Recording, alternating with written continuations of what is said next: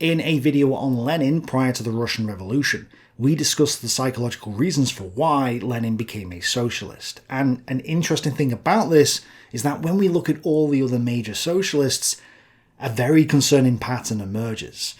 What is that pattern? Let's find out. First, we'll outline the concept as it applies to Lenin, and then see if the others fit the bill as well. So, starting in Lenin's childhood, Lenin was brought up in a Lutheran Christian family, which instilled in him a belief in altruism. Altruism isn't just helping others, altruism is the idea of placing everyone else before yourself, of destroying the self in order to serve the needs of others, of devoting oneself to society. It is fundamentally an idea of self-sacrifice. It's not enough to just serve others, but you must ask nothing in return. You're only seen as good if you've given everything and asked for nothing. Any action that an altruist takes that serves himself is seen as bad, since only others may receive the benefits of your actions. As you can imagine, this doctrine is dangerous, as you're little more than a sacrificial animal. The victim has guilt and shame instilled straight into his psyche. He thinks himself lesser than everyone else, and his duty is to selflessly serve others, not himself, like a slave or a serf. Well, what's implicit within the doctrine of altruism is the belief that you're a bad person. Everyone else deserves the rewards of life, but you do not. If you have material wealth, you must give it away because you're a bad person. If you want something, you must be greedy because you're a bad person. If you've achieved something, well, you must not take pride in that achievement because you're a bad person if you do. And so, the victim of altruism develops a hatred of himself, a self-hatred, and a low self-esteem. But more than this, under altruism, those who have less deserve help from you because they're better than you. This means you should give your last penny to the beggar in the street, and he's morally virtuous to take it from you. This effectively rewards victimhood, and if you reward victimhood, everyone is incentivized to become victims. I'm anxious, I'm depressed, I'm oppressed, I've got this ailment or that ailment, I identify as being a member of this marginalised group and therefore you should give me special treatment. Everyone is trying to one-up themselves in order to be the most victimised because they get sympathy and rewards if they do. In other words, altruism is a race to the bottom. Well, after being indoctrinated into this altruistic worldview, Lenin witnessed his father, brother and sister die, and Lenin and the rest of the family were then ostracised from society. Now, in that video, I concluded that because he had lost his father, who was a bourgeois nobleman, and had a revolutionary brother, that there must have been an antagonism towards the father. That is probably still true, but whilst working on this video and contrasting Lenin with the other socialists, I've realised that it's not so much daddy issues, as many of the comments described it as, but rather parent issues. In each case, including Lenin, there were major problems at home, although the exact details vary from case to case. Either the father died early or was abusive or was otherwise absent from their lives, leaving them with strong mothers or other guardians who were usually religious and highly influential in their upbringing. For Lenin, the main bond he had was with his saint-like mother, as he described her, and his sisters with whom he had a strong connection too. Lenin didn't have many male friends and was more interested in women, which is also something we'll see with the other socialists. In addition to guilt and shame, Lenin's hatred of himself manifested as a hatred of the world around him. It would be wrong for the altruist to want material things, as those things are only for other people. Therefore, the materialist world is seen as bad. This does two things. First, the altruist doesn't have a drive for work, since earning wealth and possessing things are both bad, and this could be a subconscious excuse to be lazy. And secondly, because he sees himself as bad, the altruist doesn't feel himself capable of being able to make it in the world. He therefore develops a fear of independence, which is why Lenin only worked one job for 2 years prior to the revolution in 1917. He spent the other years scrounging off his mother and others. This clash between his altruist morality and objective reality leads to an anger against the world. Lenin's inability to become independent or take responsibility for himself also resulted in a desire to be taken care of. This is why he wants to be close to his mother and sisters, and why he desired power via revolution. It was a means to not only destroy the reality he didn't like and get revenge on the oppressors who had wronged him supposedly, but also to enable him to be taken care of and avoid real work. The point is that socialism is not about helping others. It's a desire to be taken care of, coming from a fear of independence rooted in an altruistic hatred of the self due to a problematic upbringing. And this is where the socialist ideology and philosophy comes in. If only we could transcend the material world and not have to work. Well, we can apparently. Marx's doctrine of dialectical materialism says we can transcend the material world and get to Plato's and Hegel's God, the demiurgos. Now, Marx differed from Plato and Hegel, but the principles are the same. The material world is bad and we must overcome it. And if capitalism represents the material world, which is why Marx referred to it as nature, it's no wonder why Lenin now despises the capitalist system, the thing he wants to rebel against. So, to summarise the principle before going forward, altruism is given to these children by their religious parents, and while the faith is lost, the altruist morality remains, and this leads to self-hatred. Coupled with a poor relationship with one or more of their parents and a formal school education, the child develops a fear of independence, causing laziness, which manifests as a hatred of reality and capitalism. Such a youth is then susceptible to socialist and/or Marxist teachings, which, although I haven't got time to explain this in detail today, is ultimately an orphic, hermetic, Hegelian rejection of reality, a subconscious rebellion against the parents, an excuse to not work or earn an income, and fulfills their desire to be taken care of. Once you see it from this perspective, it all lines up. Lenin fits this bill exactly, and so do many of the others, like Trotsky. Trotsky's father was a highly successful Jewish farmer, and the family became the richest Jews in the neighbourhood. The Jewish faith and upbringing gave Trotsky an altruistic morality, even if his parents only had a casual attitude to the faith. Nonetheless, there were parental issues.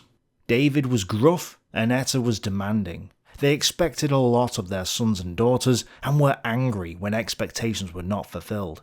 And Lieber, Trotsky, usually earned their praise, but his memories of times when he was scolded remained with him. Trotsky was plagued by blackouts, which affected him from childhood all the way through his life. This was a condition inherited from his mother and led to some embarrassing moments, perhaps even self-shame and low self-esteem. At first it was his mother whom he didn't like so much, until his father had an argument with a peasant over a stray cow. Trotsky was so upset that he ran into his room and cried. His mother then had to console him, but more incidents like this occurred, such as the whipping of a shepherd and a mob attacking a woman for having an affair, all of which cemented the idea in Trotsky that the villagers could not be left to enact their own justice. The government had to intervene in rural life to bring order to the area. Trotsky's father had grown up illiterate, but wanted to ensure that his children got a good education. Trotsky was therefore sent to a Christian school which was attached to a Lutheran church 2 in a row. He was an outsider who had to learn to speak Russian and was even spat on because he didn't know the dress code, which couldn't have been good for his self-esteem. However, the family he stayed with brought him up to speed and he became a bookworm and agnostic while at school, showing that he had lost his faith early on. And it was at age 16 that he found friends who were in the revolutionary movement, although he didn't become a Marxist just yet. Trotsky then started having arguments with his father over which career path he should take, with his father wanting him to become an engineer, reality, while Trotsky wanted to do maths at university. David saw no future in the subject and wanted his boy to opt for a more practical line of training. Their disputes were noisy and bitter, and the elder daughter, Elisheva, was upset whenever they took place in her hearing. Worse was the possibility that young Lieber, Trotsky, might choose neither option and devote his life to the revolutionary cause. Now, there were legitimate reasons to be upset with the Tsars and the way that Russia was backwards compared to the West at the time. However, in this case, it's clear that Trotsky's Jewish ethnicity played a factor, as the Jews were basically ostracized from mainstream Russian society. We'll come back to discuss this shortly. Trotsky was therefore already inclined to be rebellious, which is why he fell in with a Czech friend called Franz Zhukovsky, who was a revolutionary. Trotsky was a person who made up his mind for himself and treated his parents as a financial resource for achieving his purposes. David visited Lieber frequently, seeking to steer him away from what he thought to be a dangerous path. His father was middle class and propertied. Zhukovsky and his young friends lacked much money but were educated and restless, and Lieber felt an affinity with them. Lieber had no compunction about living at his father's expense while despising his hopes and values. The son, furthermore, was as stubborn as his father. He would no longer be told what to do, and rather than submit to the parental will, he fled his comfortable apartment and took up residence in Zhukovsky's house. Trotsky's sister also became a revolutionary, which made David, his father, realise that government school had exposed his children to dangerous ideas that he hadn't even known had existed before. Trotsky changed his name from Lieber to Lever in order to sound more Russian and continued his studies, and though he resisted Marxism for a little longer, he eventually fell into it. His group was then apprehended by the police, and Trotsky ended up in prison, from which, after this point, he had no reason to earn a wage. His bed and board was all taken care of by the state. His mother actually came to visit him and tried to get him to give up his revolutionary ways, asking, what was he going to live on? His answer was scarcely a consoling one. Good people would help him out. She retorted, and does this mean that you expect to live on alms? A blazing dispute broke out between them. It ended with him telling his mother that he no longer wanted any help from either of his parents. He was then sent to exile in Siberia, where he did work for a month and a half as an accountant for a millionaire merchant, but he was sacked for not keeping the books correctly. After all, a merchant was a member of the bourgeoisie, and they were the enemies of socialism, right? So he started writing, went into journalism, and then eventually got deeply involved into politics. The overall story, though, is that his religious upbringing embedded an altruistic morality into his psyche, which, along with his ethnicity, which we'll talk about shortly, led to self-hatred. A poor relationship with the parents, plus his formal school education, resulted in a fear of independence, made him lazy, and manifested as a hatred of capitalism. This left him susceptible to socialist and Marxist teachings, but what's interesting about this was the shame he felt towards his upbringing. As a Marxist, he was embarrassed by the wealth of his parents, and he never properly acknowledged their extraordinary qualities and achievements. What is more, the published account of his boyhood in his autobiography tended to drop these passages where he appeared timid or pampered, and without denying his Jewish origin, he trimmed back the references to it. This is where we have to talk about the concept of former Jews or ethnic Jews being ashamed of their Jewish heritage. Historically, the Jews were ostracized from Christian society due to religious and ethnic reasons, meaning that they couldn't own land in Christian Europe. They were therefore forced to live in towns and cities, and in English, towns and cities were called boroughs, which is where we get the word bourgeoisie from the French for townfolk. Unable to get a job in a predominantly Christian and agrarian society, they turned to usury, which is the lending of money and charging interest. Well, usury was banned by the Christian Pope in the Dark Ages. Thus, due to old-fashioned anti-Semitism, the only people who could be the bourgeoisie, or the money changers as Karl Marx called them, were the Jews. Many believed that the Jews were the bourgeoisie, and that capitalism came from the Jews. That's why the propaganda of anti-Semitism and anti-capitalism look exactly the same, because they are the same. Anti-Semitism and anti-capitalism are two sides of the same coin. Well, many Jews who lost their faith, or people whose fathers or grandfathers were Jews, developed a shame or self-hatred for their Jewish and or capitalist heritage. Trotsky certainly felt that way, as did many of the people in this video, since most were former Jews or related to Jews. Lenin's grandfather had been a Jewish merchant, although he didn't realise this in his youth, so it's not really a factor with him. However, even if they weren't Jewish in ethnicity, they mostly came from well-off parents, or had a schooling which put them in the bourgeois school system, resulting in a shame related to their superiority over the working people. And all the people in today's video try to do better than their parents while rebelling against them and avoiding work. And this is especially so with the next person on our list. The originator of Marxism, Karl Marx, came from a religious background. His grandfather on his mother's side had been the rabbi of the city of Nijmegen, and an ancestor on his father's side had been a rabbi of Trier in the 1700s, with other family members being rabbis too. But his father had converted to Lutheran Christianity prior to Karl Marx's birth, and Karl Marx himself was baptised by the Lutheran Church, and that's 3 in a row now for the Lutherans.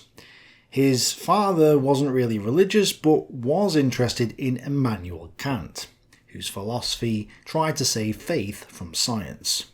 Kant's ideology is altruist to the bone, and directly led to Hegel, whom Marx read during his education, so the influence was there right from the beginning. Marx himself never practiced Judaism, and in fact, he was very anti-Semitic, criticising the Jewish obsession with money in his works like On the Jewish Question. Again, just like with Trotsky, Marx had a shame or self-hatred for his Jewish heritage. In fact, during Karl Marx's time, the German word Judentum was commonly used as a synonym for commerce, again showing the connection between capitalism and Jewishness. This shame resulted in self-hatred, which in turn led to a fear of independence, something we see in spades with Karl Marx. Marx's early life isn't known in detail, but there are snippets. He was privately educated until he entered high school, where the teachers were mostly liberals. The school was raided in 1832 by the police, who found revolutionary literature. They ended up charging 2 teachers for atheism and materialism. Marx then went to university, where he drank and smoked, despite the fact he had a bad chest, and unfortunately a pistol duel with a trained soldier only ended with a wound above his left eye. Had the soldier been more accurate, one of the greatest monsters in human history would have been removed before he had a chance to do any damage. But Marx lived, and joined the Young Hegelians, a discussion group that debated Hegel's ideas. Marx devoured Hegel's works, and paid tribute to Hegel for bringing him into adulthood. He basically took Hegel's dialectics and changed it to suit his own needs, which was the basis for Marxism as it came to be known. But this is a topic for another day. Marx then styled himself as a man of destiny, one of Hegel's heroes, similar to the way that Lenin thought of himself. Marx's father was disappointed that Marx had wasted his time on philosophy instead of concentrating on getting a law degree and a job. He therefore hurled grievances at his son, not only for failing his parents, but also for failing his wife-to-be, Jenny, whom Marx had fallen for. Karl scarcely ever replied to his parents' letters. He never inquired after their health. He had spent almost 700 thalers of their money in 1 year, whereas the richest spend less than 500. He had weakened his mind and body chasing abstractions and giving birth to monsters. He never returned home during university holidays and ignored the existence of his brothers and sisters. The truth was that Marx had left his family behind. This is evidence that he was ashamed of his origins and heritage, but also an indication of a poor upbringing and a bad relationship with his parents and siblings. We don't have direct evidence of that bad early upbringing, but it's clear that this must have been the case, otherwise why would he abandon his family like that? Marx's father died when Marx was 20 years old, and while some say that he had a close relationship with his father, and that the loss definitely affected him, in reality that wasn't true. Marx didn't attend the funeral, saying that the journey from Berlin would be too long, and that he had more important things to do, such as skipping class and getting into ever-increasing amounts of debt. He spent his days reading, writing and smoking, showing us that the rebellion against the father had resulted in a laziness and a fear of taking responsibility, as well as building an independent life of his own. He may have flown the nest, but as we'll see, he didn't become independent.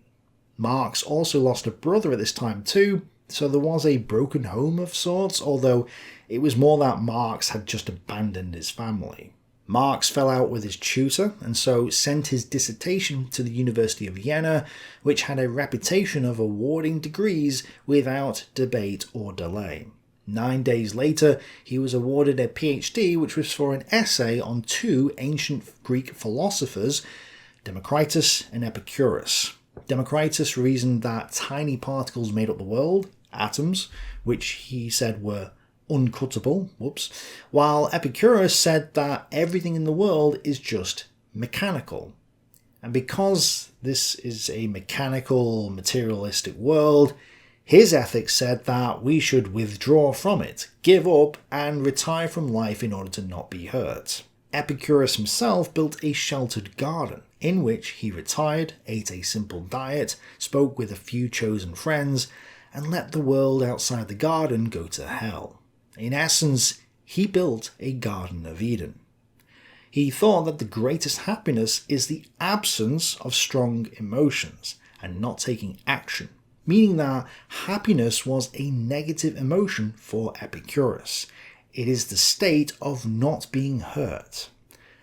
And now it makes sense why Karl Marx did the exact same thing. Marx was mimicking Epicurus by becoming a scrounging scumlord and then developing a philosophy that justified his worthless existence. But note, Karl Marx didn't get a degree in economics. He was a philosopher, not an economist. He spent his time smoking, getting drunk, laughing in church, riding into towns on the back of donkeys pretending to be Jesus, and just generally avoiding work at all costs. Just like the others, Karl Marx only had a job for a short period, and spent most of his life begging for money off his friends and family, especially his mother and Engels. His mother was disappointed that Marx, now the last surviving male in the family, couldn't help her or his 4 sisters.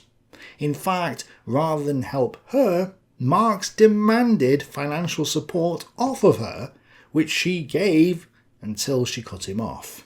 "Blessed is he that hath no family," Karl Marx sighed wearily in a letter to Friedrich Engels in June 1854. He was aged 36 at the time and had long since severed his own umbilical ties. His father was dead and his surviving siblings had little to do with him. Relations with his mother were icy and distant, not least because she had been inconsiderate enough to stay alive and thus keep the rebellious heir from his inheritance. Interestingly, despite later advocating in the Communist Manifesto that inheritance should be abolished, Marx had no problem accepting an inheritance of 6,000 francs from his family. He never thought to offer the 5 women, his mother and sisters, any help, but rather he expected his mother to continue to support him. She was hurt and eventually cut him off almost entirely, an offence for which he never forgave her.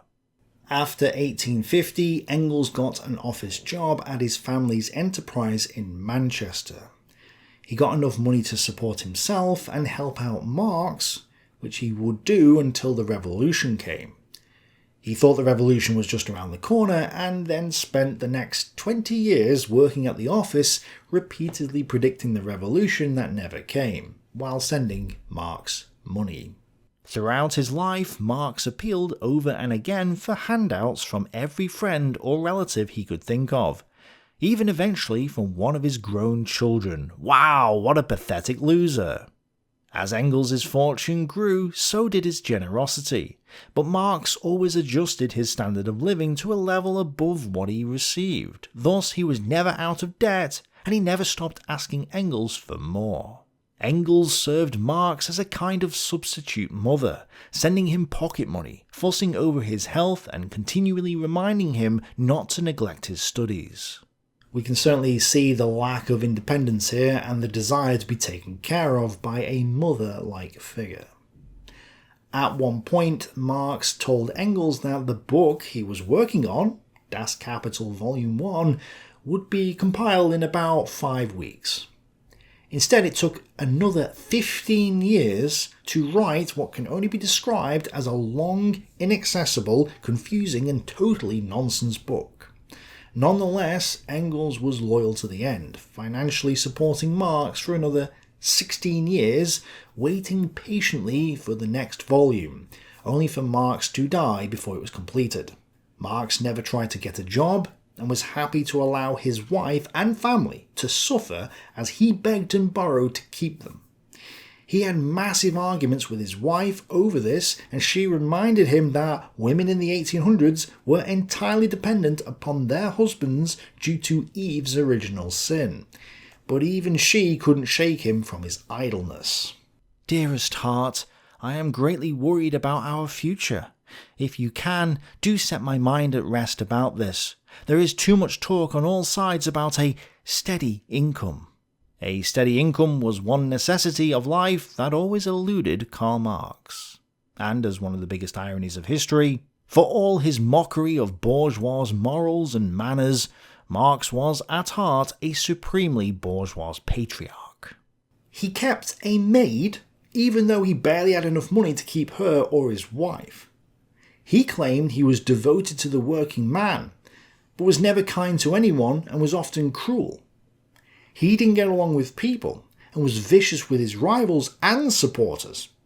At one point, Marx's procrastination resulted in him being called a reactionary by another socialist, and it was this affair that ended the Communist League. Let me describe for you as it really was, just one day in our lives.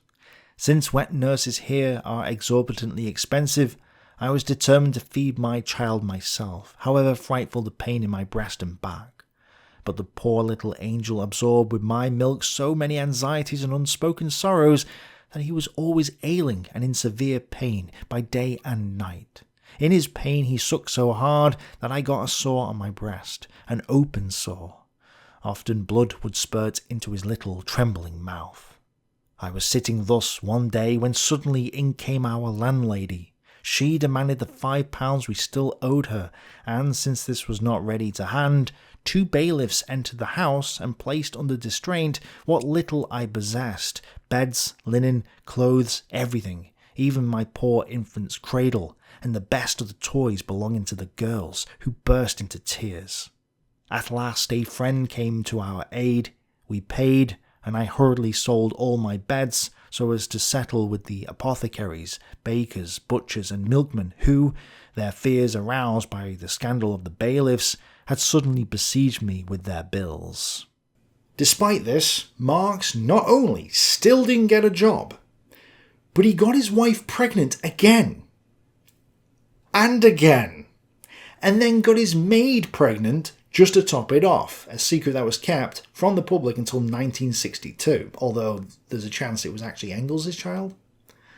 When Jenny's most recent child died, they couldn't afford the cost of an undertaker, so just left the corpse in their bedroom while the family slept in another. Only when a generous neighbour lent them £2 did they finally bury the child. Shortly afterwards, a baker knocked on their door to tell them that he'd be delivering no more bread until Marx paid his outstanding bills.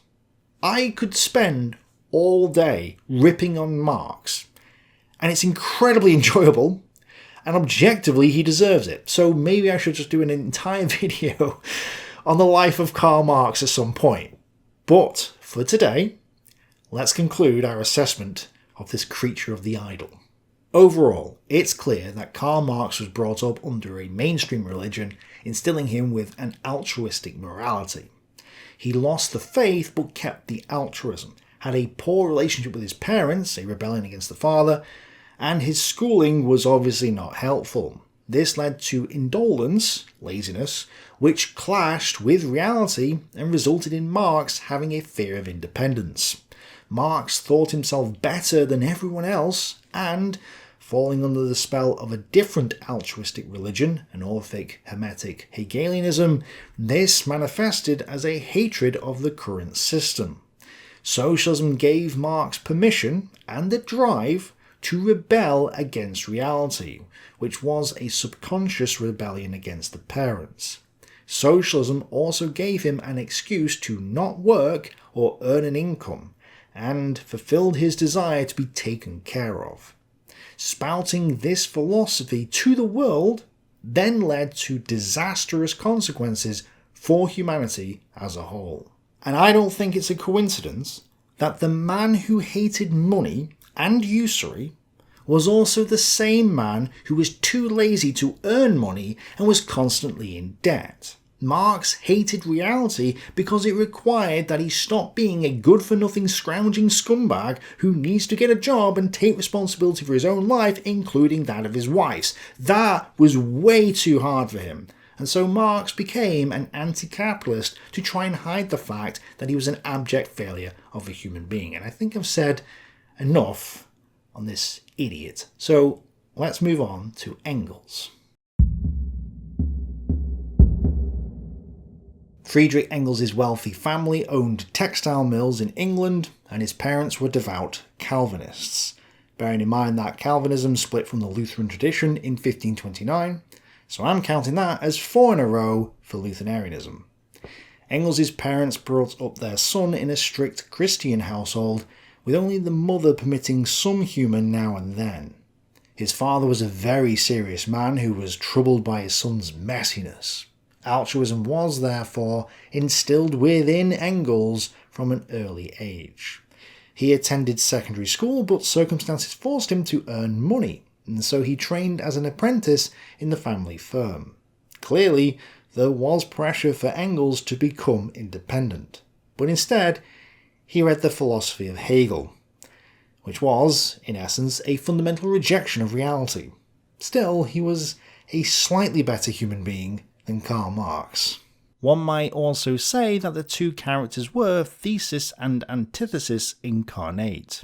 Marx wrote in a cramped scrawl with countless deletions and emendations as blotchy testimony to the effort it cost him. Engels' script was neat, businesslike, elegant. Marx was squat and swarthy, a Jew tormented by self-loathing. Engels was tall and fair, with more than a hint of Aryan swagger. Marx lived in chaos and penury. Engels was a briskly efficient worker who held down a full-time job at the family firm while maintaining a formidable output of books, letters and journalism, and often ghostwriting articles for Marx as well. Yet, he always found the time to enjoy the comforts of high bourgeois life. Horses in his stables, plenty of wine in his cellar, and mistresses in the bedroom. During the long years when Marx was almost drowning in squalor, fending off creditors and struggling to keep his family alive, the childless Engels pursued the carefree pleasures of a prosperous bachelor. Considering that revolutionaries are usually lazy people who fail to make ends meet, Engels' mother, and especially his father, were disappointed that their son had become one. and after joining the German Communist League and waiting for Marx to write the Communist Manifesto, which almost didn't get written at all because Marx was too lazy to write it, his mother begged Engels to return. She said he shouldn't concern himself with the opinions of other people. "You have paid more heed to other people, to strangers, and have taken no account of your mother's pleas. God alone knows what I have felt and suffered of late. I was trembling when I picked up the newspaper and saw therein that a warrant was out for my son's arrest."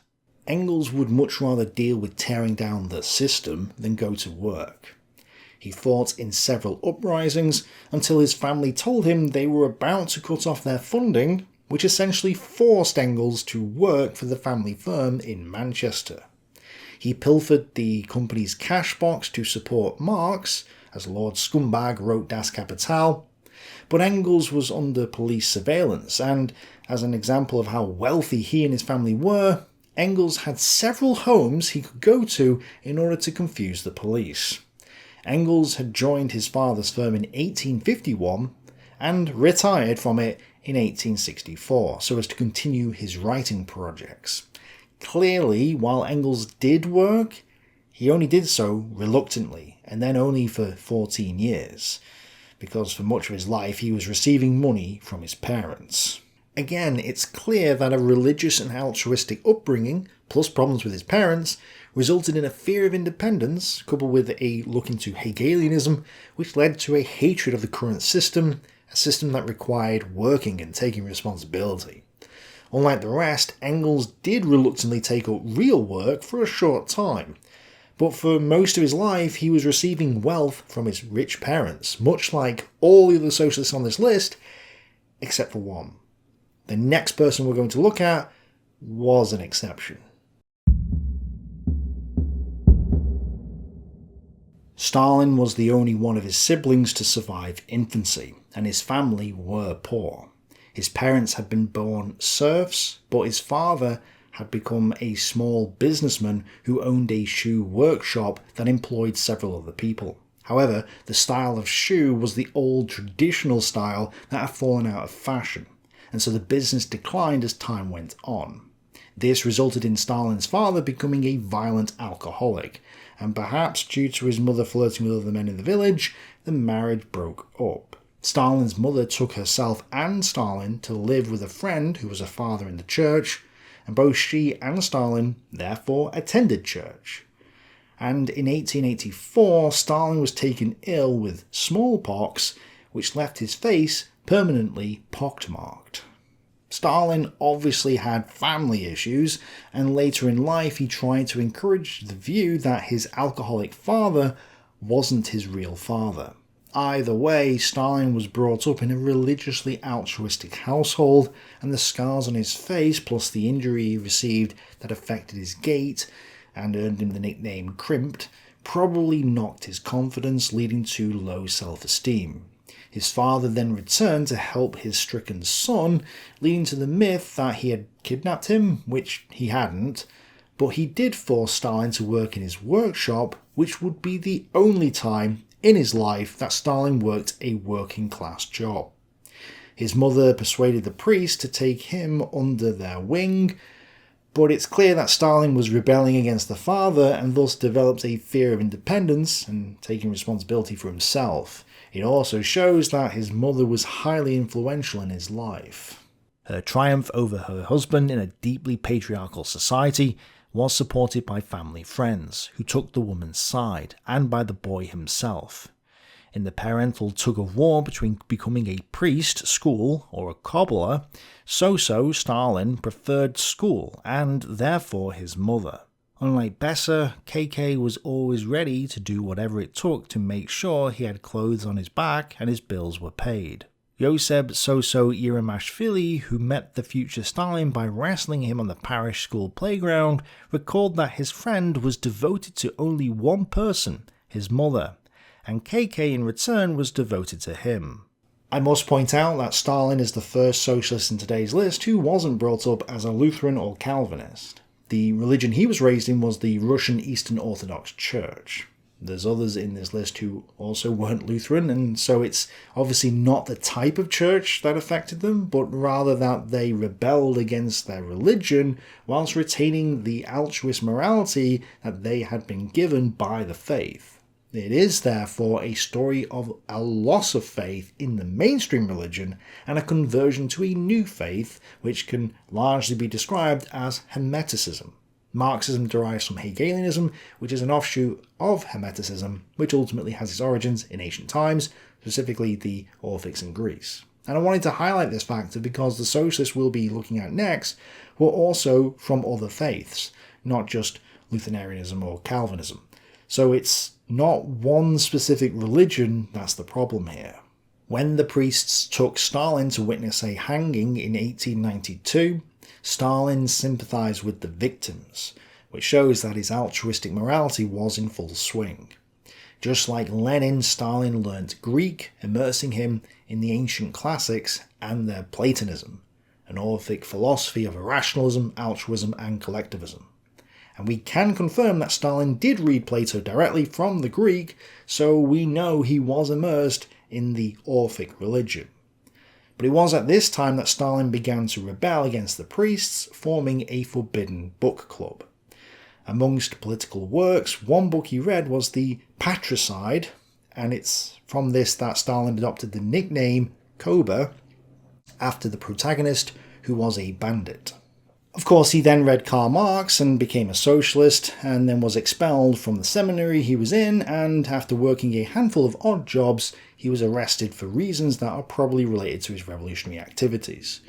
So apart from the fact that Stalin had come from a poor background, he still fits the pattern that we've discussed. Initially brought up under the mainstream religion, altruism was installed into him before he lost his faith. Altruism, as well as other factors, led to self-hatred, rebellion, and a fear of independence which manifested as a hatred of capitalism.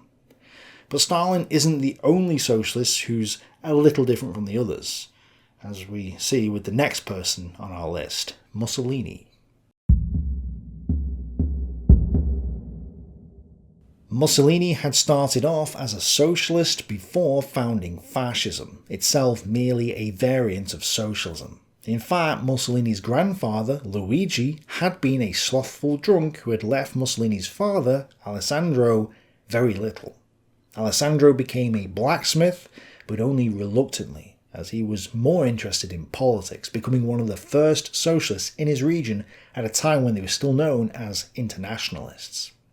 Mussolini's first and middle names were all famous socialists and rebels deliberately picked out by his father. And unlike most socialists, his father had read Das Kapital and could recite some of it to his children. In contrast, Mussolini's mother, Rosa, was a devout Catholic, which is why Benito was placed in a school run by monks, just like Stalin. So Mussolini was instilled with both socialism and an altruistic morality from his parents and upbringing.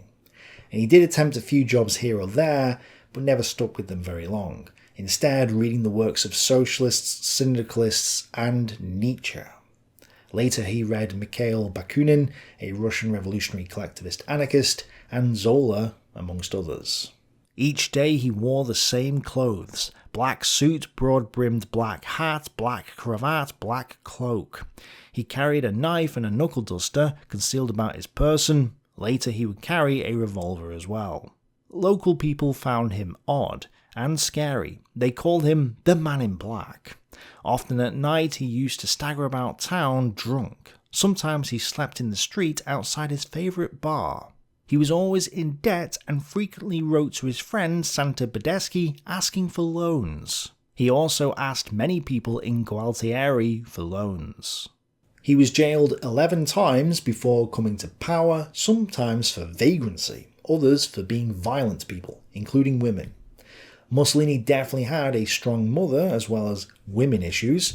He may also have informally married his half-sister, whom he may have had a child with, although there's a debate about whether she was really his half-sister or not, and whether the child was his or not. Regardless, His parents died when he was in his 20s, and like Karl Marx, Mussolini cheated on his wife and had a series of affairs, at least 3, with one becoming pregnant, and one of those mistresses was Margherita Sarfatti, a Jewish woman whose father was a businessman and landowner.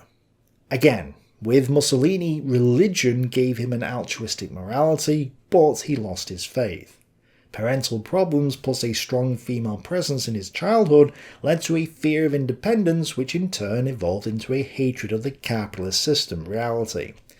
But unlike most of the others in today's video, Mussolini's father was already socialist and instilled socialism in him when he was young.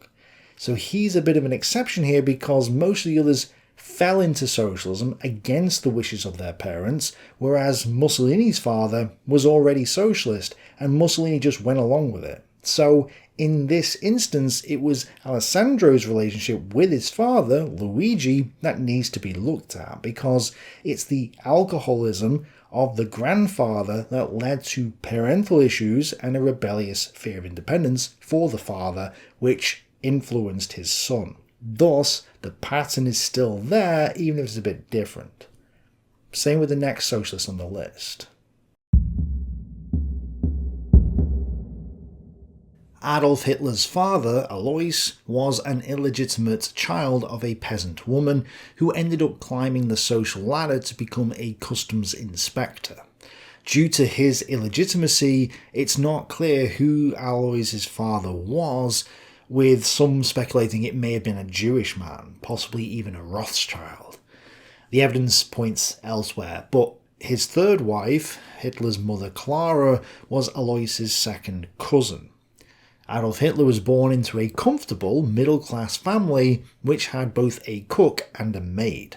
But his father, Alois, was strict, frugal, and had a bad temper. In other words, he was a tyrant. Clara Hitler was more loving and nurturing, leading Hitler himself to conclude, "I had honoured my father, but loved my mother." Adolf's early years were spent then under the smothering protectiveness of an over-anxious mother in a household dominated by the threatening presence of a disciplinarian father, against whose wrath the submissive Clara was hopeless to protect her offspring. It was especially my brother, Adolf, who challenged my father to extreme harshness and who got his sound thrashing every day. Hitler himself, during his late-night fireside monologues in the 1940s, often recounted that his father had sudden bursts of temper and would immediately hit out. What the legacy of all this was for the way Adolf's character developed must remain a matter for speculation. That its impact was profound is hard to doubt. I don't like it when historians cop out like this. Not only is there a definite pattern in their upbringing, but in the case of Hitler, it plays out just like all the others. Hitler's eldest half-brother had moved out of the home due to tensions with the father, and in fact ended up in and out of prison for such charges as theft and bigamy. He then established a family in England before abandoning it, which shows that conflicts at home resulted in a rebellion from the children. For 2 years, Hitler attended classes at the Benedictine monastery at Lambach, near which his father had purchased a farm. There he sang in the choir, took singing lessons, and, according to his own account, dreamed of one day taking holy orders. This is important because Hitler not only received a Christian upbringing and wanted to become a priest at one point, but it gave him that altruistic morality that's going to clash with reality, as we're about to see. Hitler spent his youth obsessed with Wild West stories, which is where his rebellious streak started to show, something that was noticed by his teachers. He went to school for his drawing, but hated his teachers and schooling and didn't make any close friends, nor desired any. His grades in school were awful, as Adolf didn't apply himself. He later chastised his teachers, calling them abnormal and mentally deranged for daring to give him bad marks. Again, his conflict with his parents plus the altruist morality led to a fear of independence resulting in sloth and laziness, and thus a clash with reality. Alois wanted Adolf to become a civil servant, like he had been. Hitler wanted to be an artist, which Alois didn't agree with. Alois rightly saw that Adolf's career choice was pointless, that his son was being lazy, deliberately trying to avoid work, and that this was going to lead to a purposeless existence. Alois had worked his way up through industry, diligence, and effort from humble origins to a position of dignity and respect in the state service. His son, from a more privileged background, saw fit to do no more than dawdle away his time drawing and dreaming, would not apply himself in school, had no career path in view, and scorned the type of career which had meant everything to his father. The dispute amounted therefore to more than a rejection of a civil service career. It was a rejection of everything his father had stood for, and with that a rejection of his father himself. Adolf was also pan-German, while Alois was not, so this conflict with his father also had a political dimension too. When Adolf was 13, his father then died in January 1903, bearing in mind that Hitler had also lost a brother in 1900, so there was loss and turmoil during Hitler's childhood, along with parental issues. This obviously left him with a fear of independence, as well as a desire to be taken care of, which is shown by the fact he persuaded his mother to let him leave school at 16 after a year of illness, which was probably faked, even though he had no plan for what career he was going to go into. His mother died 2 years later, and in the 2 years before her death, Hitler did absolutely nothing of worth.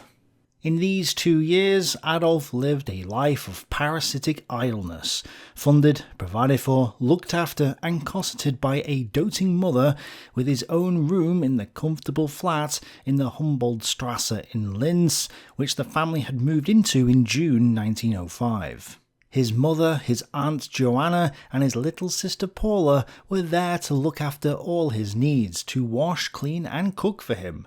His mother even bought him a grand piano, on which he had lessons for 4 months between October 1906 and January 1907. He spent his time during the days drawing, painting, reading or writing poetry.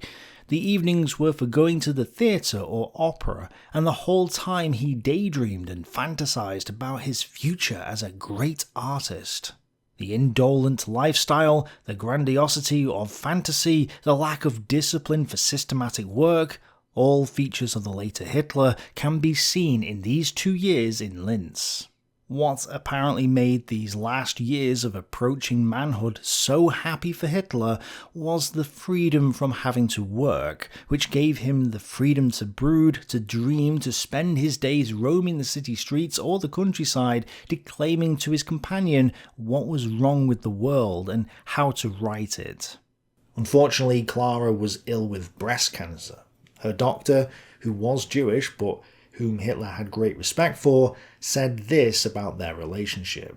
While Hitler was not a mother's boy in the usual sense, I never witnessed a closer attachment.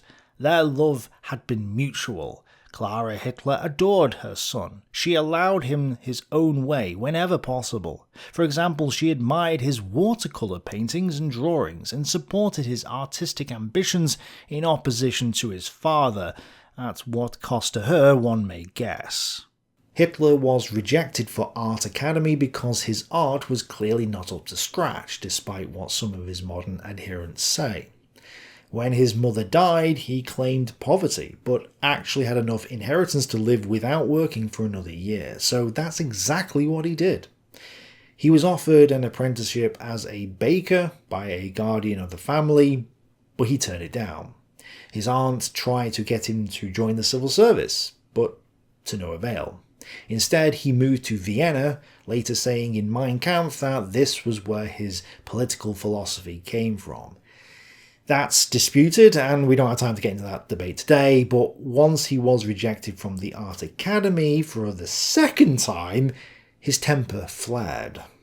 Hitler tried again the following year, and this time his drawings were so poor that he was not admitted to the test. For the ambitious young man this was, as he later wrote, a bolt from the blue. He had been absolutely convinced that he would be successful. Choking with his catalogue of hates, he would pour his fury over everything, against mankind in general, who did not understand him, who did not appreciate him, and by whom he was persecuted and cheated. Rallying against the lack of understanding for true artistry at the academy, he spoke of traps laid. Kubizek claimed to remember his exact words, for the sole purpose of ruining his career. The tirades of hate directed at everything and everybody were those of an outsized ego desperately wanting acceptance and unable to come to terms with his personal insignificance, with failure and mediocrity. As he makes clear in Mein Kampf, he had the petty bourgeoisie's gnawing fear of sliding back into the ranks of the proletariat, of the manual labourers. There's a whole discussion about what Hitler read in Vienna. A bunch of nationalist and socialist books, including books on philosophy like Nietzsche, have been proposed, but the debate isn't settled. What we do know is that he was exposed to the works of Georg Ritter von Schonener, who was an early advocate of socialism on the national level. The Heil greeting and the title of Führer come from Schonener, as did the anti-Semitism, the pro-social reform, anti-democracy, and German nationalism. So I think it's clear that Hitler was brought up under a mainstream religion, instilling him with an altruist morality, but due to poor relationships with his father and teachers, he then lost his faith and started rebelling. He did keep his altruist morality, however, and this clashed with the reality of having to get a job and become independent. It was then just a short step before he fell under another altruist religion that called for constant rebellion, revolution, a subconscious rebellion against the father, so that everyone in Germany could be taken care of, including himself, which was his desire as shown by his upbringing. While slightly different from some of the others, the pattern clearly applies to Hitler as it does for Mao.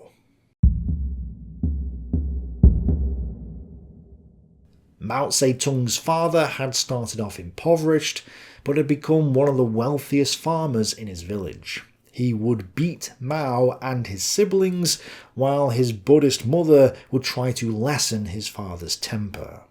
The family conflicts, the cruelty of his father, and the defencelessness of his mother, whom he greatly loved and pitied, inevitably affected the character of Mao. He grew into a passionate and proud rebel, no less stubborn than his father, whom he greatly resembled.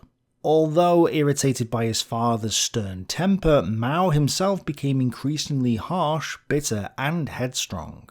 Mao started off Buddhist before abandoning the faith in his mid-teens, but he learnt about Confucianism and could quote some of the text by heart.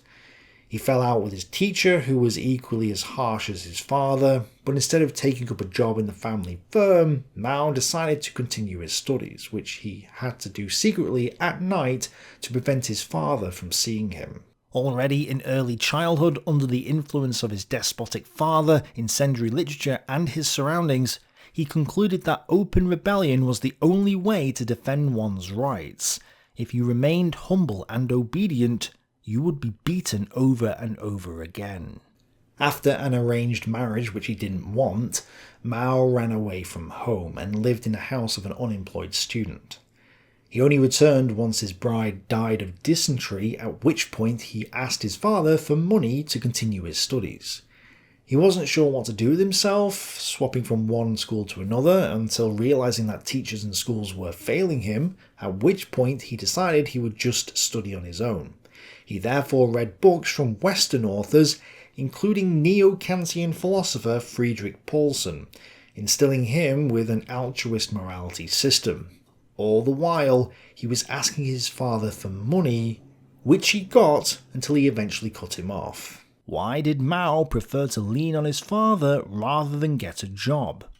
In a big city like Changsha, there were many opportunities for work, even though many of these jobs were menial. Mao, however, didn't even consider such possibilities. As a student, a potential member of the gentry, an intellectual, he felt he belonged to a higher class than these soldiers, peasants, and coolies. Not only Mao, but other young Chinese intellectuals from commoner backgrounds who had only a primary education felt they were special in a society where virtually everyone was illiterate. I began life as a student, and at school acquired the ways of a student. I then used to feel it undignified to do even a little manual labour, such as carrying my own luggage in the presence of my fellow students, who were incapable of carrying anything, either on their shoulders or in their hands. At that time, I felt that intellectuals were the only clean people in the world, while in comparison workers and peasants were dirty. I did not mind wearing the clothes of other intellectuals, believing them clean, but I would not put on clothes belonging to a worker or peasant, believing them dirty. Mao would briefly work as a librarian's assistant while at university before entering politics. So again, Mao was brought up Buddhist, abandoned the faith, but retained the altruistic morality it had instilled within him, and he was in a reasonably well-to-do family plagued by parental issues, and all of this led to a fear of independence which clashed with reality and evolved into a hatred of the capitalist system. And although he hadn't started off as a Christian, we can see how Mao fits in with the rest of the list, including the next and final one that we'll discuss today. Pol Pot's family were well off compared to their neighbours, having 50 acres of rice paddy, which was 10 times the average. Pot's father would hire the other poorer neighbours as labourers at harvest time. Pol Pot was indoctrinated into Buddhism from an early age, again instilling altruism into his psyche. Like Stalin and some of the others, he was placed in a monastery, so he was separated from his parents, and because Pol Pot's family was some of the king's mistresses, Pol Pot used to visit and receive intimate favours with some of the women there. I bring this up because it shows that his parents were absent, but there were strong motherly figures in his life. Pol Pot later went to college, which he attended during the Second World War. He witnessed the political disturbance the war brought, and in its aftermath he came across the Communist Manifesto. After failing an exam, he went to Paris, becoming one of only 250 Cambodians to be sent abroad for a university education since the beginning of the 1900s. In the words of historian Philip Short, Pol Pot had become part of a minuscule elite. Again, there was no need to find a job and make his own way in the world, and that fear of being an independent person was there. At this point, Pol Pot only wanted Cambodian independence from the French. However, because China had become communist, and because Stalin had just recognised Ho Chi Minh's government in Vietnam, by 1951 the ideas of independence and communism were merging in his mind. A Marxist circle was formed in Paris, which was a secret organisation to discuss events and study Marxist texts. These included the works of Marx himself, Lenin, Mao, and others. Eventually the group ended up becoming Stalinist, which was unfortunate for the Cambodian people, as Pol Pot then became committed to revolution. So again, a prosperous and religious upbringing and altruistic morality plus parental issues, in this case absence, led to a fear of independence which in turn evolved into a hatred of the capitalist system, reality. To be fair though, while I have read some books about what the Khmer Rouge did to Cambodia, this is the first time I've actually looked at Pol Pot's upbringing, and I've only used one book for that, so there could be more to his upbringing than what I've described here today. Pol Pot was a bit of a last-minute addition.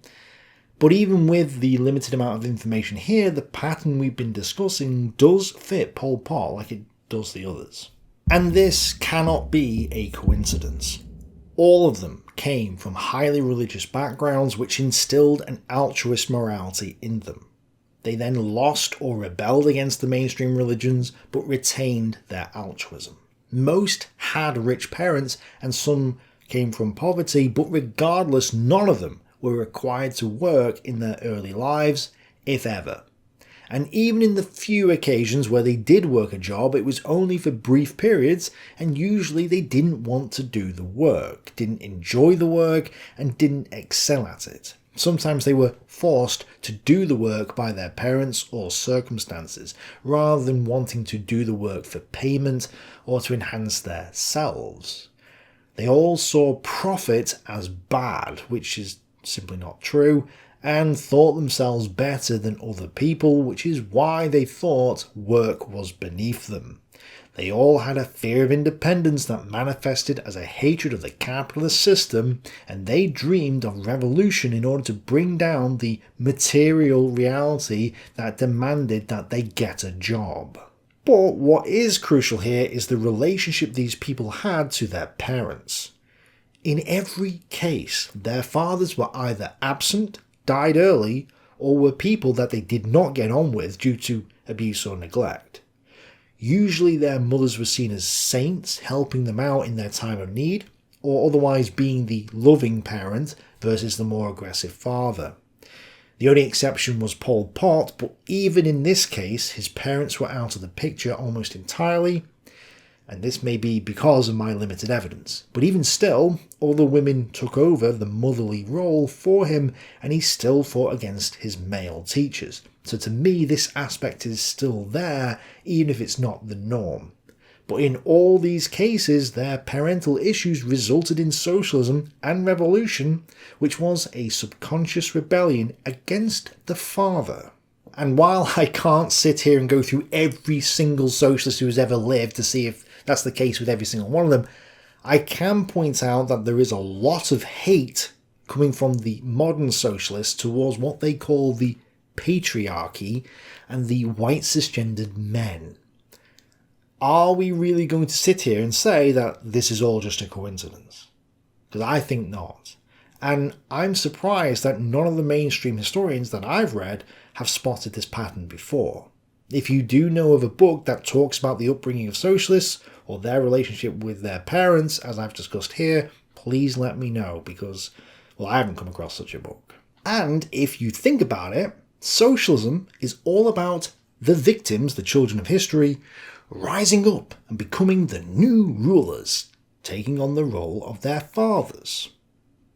Marx's dialectical materialism says that the universal proletariat class, with radical chains, will rise up against the capitalist class because its sufferings are universal. It's not because the proletariat are working under the capitalists, that's not the reason why. It's because they are the victims. They are victims to become the redeemed. So it's not about working hard and building up a life you can be proud of. It's not about living responsibly or being independent. Nor is it about helping others. Socialism is about avoiding all of that. It's about wallowing in victimhood and rebelling against reality as a subconscious way of rebelling against the father and avoiding work. So let's nail down this principle altogether. These children were initially brought up under the mainstream religions, instilling them with an altruist morality. And due to their poor relationships with their parents, fathers especially, and teachers, they then lost their faith and started rebelling against society and their fathers. But they kept their altruist morality, and this clashed with the reality of having to get a job and become independent. Despite thinking themselves as superior to those around them, they had a fear of becoming poor and destitute due to their indolent nature. They then all fell under the spell of another altruist religion, an Orphic Hermetic Hegelianism, that said that so-called materialist reality wasn't real, it was fake, and could be transcended via the dialectic, without having to do any real work. Socialism gave them permission and a drive to rebel against reality, which was a subconscious rebellion against the parents. It excused them for not doing any work or earning an income, and fulfilled their desire to be taken care of. Falling under this faith then led to disastrous consequences for humanity as a whole. And I think more work would need to be done in order to confirm whether this theory is true or not for all socialists. But I do think that a pattern is certainly there, and this by itself warrants further study and analysis. I'm sure that people will be providing biographies of other socialists that they've looked into in the comments below that also align or don't align with what I've said here, so I look forward to the discussion as well as your thoughts on what I've said here. One final thing I'll say on all this is that I think this shows just how important a stable upbringing is. Having poor parenting or a broken home results in a rebellious nature and a fear of independence. What's also needed is a good philosophy that promotes self-interest, a good work ethic, and self-confidence, all of which are needed to become truly independent individuals who are capable of carving their own way in the world. The only philosophy that I know of that fits this bill is Ayn Rand's objectivism. Sadly, self-interest is seen as bad by many people for some reason, since a lot of people are altruistic due to the culture that surrounds them. I must therefore encourage you all to break the pattern so that the next generations aren't the abject failures that the current generations are. Thanks for watching, bye for now.